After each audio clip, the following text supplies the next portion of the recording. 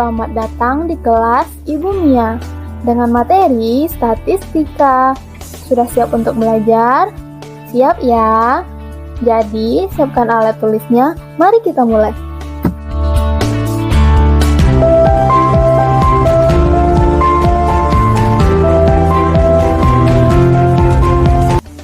Sebelum kita membahas tentang materi, terlebih dahulu Ibu akan menjelaskan tujuan kalian menonton video pembelajaran ini. Nah, diharapkan setelah kalian menonton video pembelajaran ini, kalian dapat membaca data dari distribusi data yang diberikan, menganalisis data dari distribusi data yang diberikan, dan membuat prediksi atau kesimpulan dari distribusi data yang diberikan.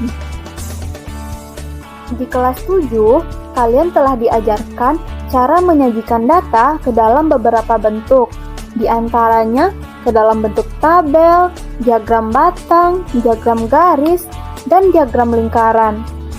Nah, pada video ini kita akan fokus membahas tentang bagaimana cara membaca, menganalisis, dan memprediksi atau membuat kesimpulan dari diagram atau tabel tersebut.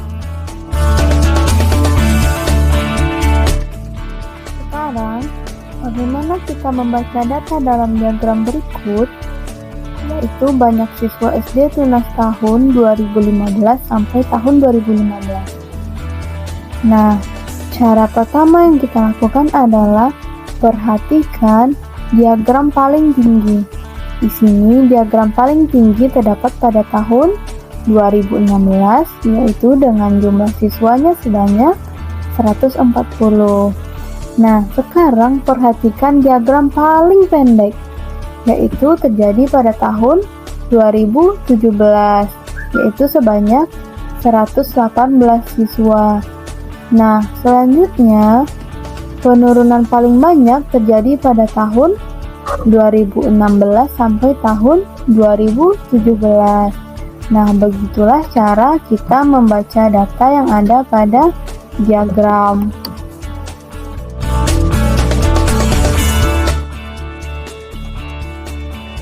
Sekarang mari kita bahas soal tentang membaca, menganalisis, dan menyimpulkan data. Nah, diagram batang di samping menunjukkan banyak siswa kelas 8 yang mengikuti kegiatan ekstrakurikuler. Soal yang pertama, kegiatan apakah yang paling banyak diikuti oleh siswa? Nah, soal yang pertama ini termasuk ke dalam kategori membaca. Kenapa? Untuk menjawab soal yang pertama ini, kita cukup membaca informasi yang ada pada diagram tersebut. Di sini kan yang paling tinggi adalah 40. Jadi, kegiatan yang paling banyak diikuti siswa adalah olahraga. Semoga dapat dimengerti ya. Nah, soal yang nomor 2, berapa selisih antara kegiatan yang paling banyak diikuti siswa dengan kegiatan yang paling sedikit diikuti oleh siswa?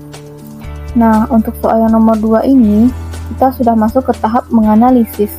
Karena, untuk menjawab soal yang nomor 2 ini, kita tidak hanya membaca, namun kita juga harus menganalisis informasi yang ada pada diagram tersebut.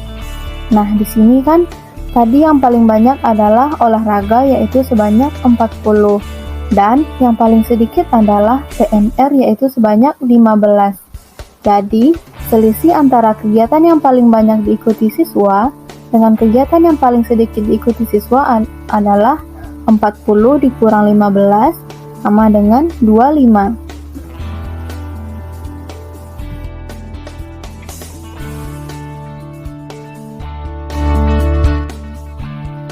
Kita lanjutkan pada data diagram lingkaran. Dan diagram lingkaran di samping menunjukkan file yang terdapat dalam flash disk milik Reta yang berkapasitas 4 GB atau setara dengan 4000 MB.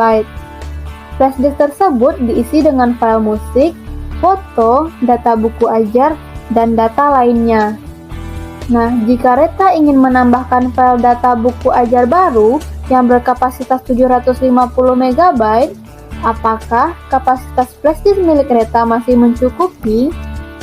Nah, pertanyaan ini termasuk ke dalam level atau tahap memprediksi atau menarik kesimpulan, karena kita diminta untuk memperkirakan atau menyimpulkan apakah flash disk milik Reta mencukupi untuk ditambahkan file baru yang berkapasitas 750 MB.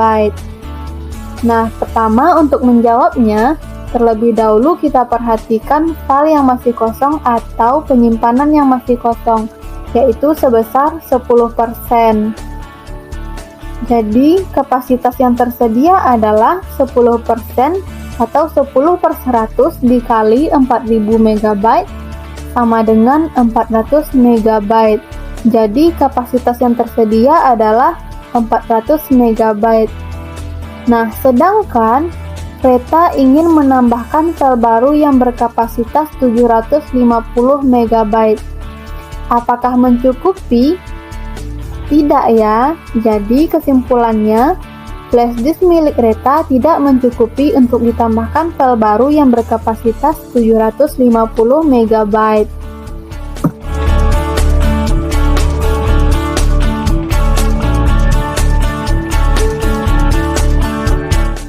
Sekarang, coba kalian kerjakan latihan berikut ini dan kumpulkan hasil jawaban kalian kepada guru.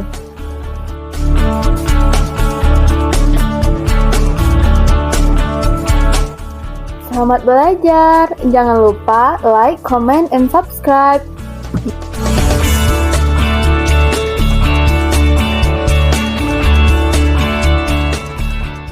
Created using Powtoon.